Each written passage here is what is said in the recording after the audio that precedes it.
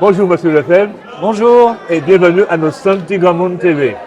C'est une télé qui est animée par des seniors. Alors, votre séjour en Martinique, comment ça se passe? Eh bien, écoutez, il y a une belle ambiance.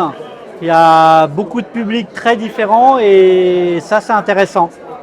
Et qu'est-ce qui motive votre présence sur le salon du bien vieillir?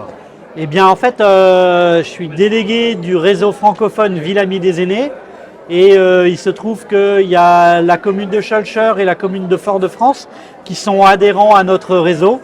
Et donc, je suis venu les rencontrer et puis en même temps rencontrer l'ensemble des acteurs de la Martinique pour essayer de voir comment on pouvait travailler ensemble et faire des beaux projets.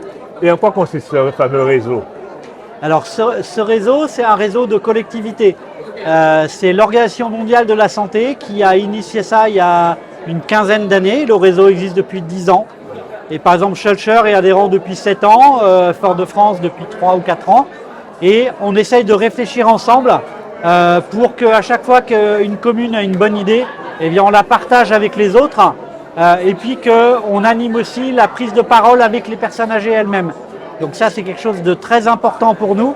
C'est que ça ne se décide pas dans un bureau ce qui va se passer sur le territoire, mais qu'on aille réfléchir ensemble les personnes âgées, les professionnels et les élus, et qu'on soit à égalité de réflexion pour qu'ensuite, ce qui va sortir de la réflexion et de l'échange, ce soit encore plus intéressant et plus efficace. Alors, il y a des représentants de collectivités qui nous écoutent.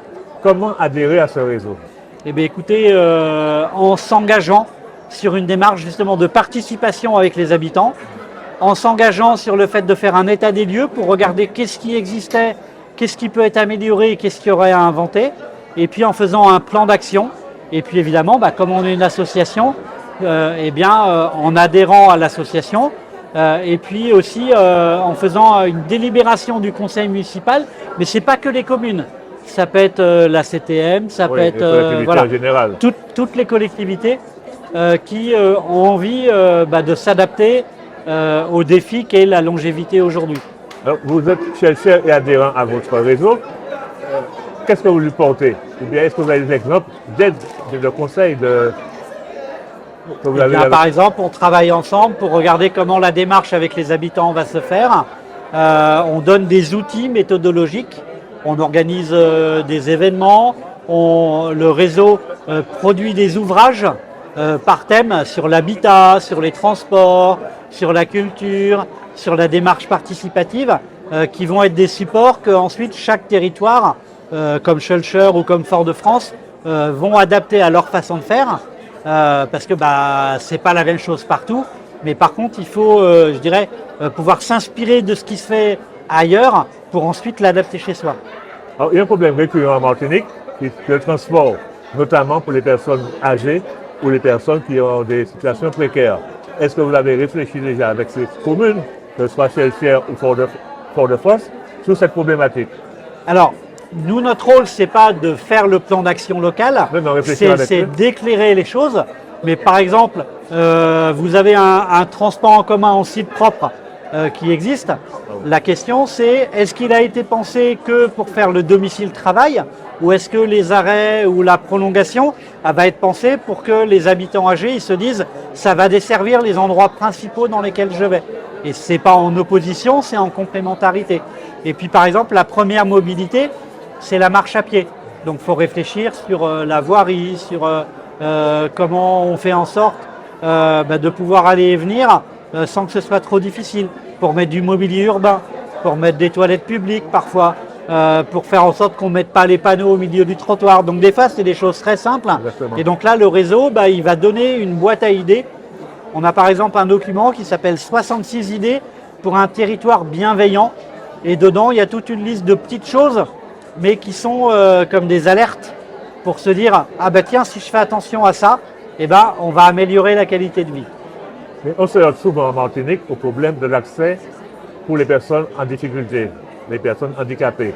Est-ce que votre réflexion va porter aussi sur cette problématique? Alors ça va porter sur... Nous, on pense que si on améliore les choses pour tel type de population, ça peut l'améliorer pour toutes les autres populations. Donc le but, c'est pas de stigmatiser pour dire il y a les handicapés, il y a les personnes âgées, il y a les autonomes.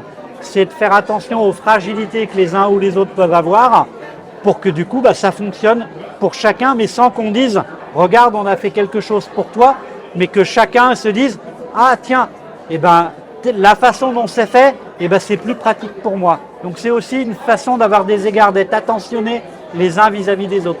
Alors, en un mot, qu'est-ce que vous attendez du salon? Parce que votre problématique intéresse plus les collectivités que le grand public. J'attendais du salon de rencontrer des gens qui sont tous des militants, qui sont tous mobilisés sur chacun des sujets pour que, ensemble, on avance. Voilà. Eh bien, je vous remercie de votre visite et je pense que vous serez entendu, puisque bientôt il y aura des politiques dans les parages. Donc, ils vont peut-être passer vous voir pour voir avec vous ce qui peut poser problème, ce qui peut être réglé en termes de vieillissement. Alors, merci beaucoup pour votre accueil. et à très bientôt, monsieur. Merci.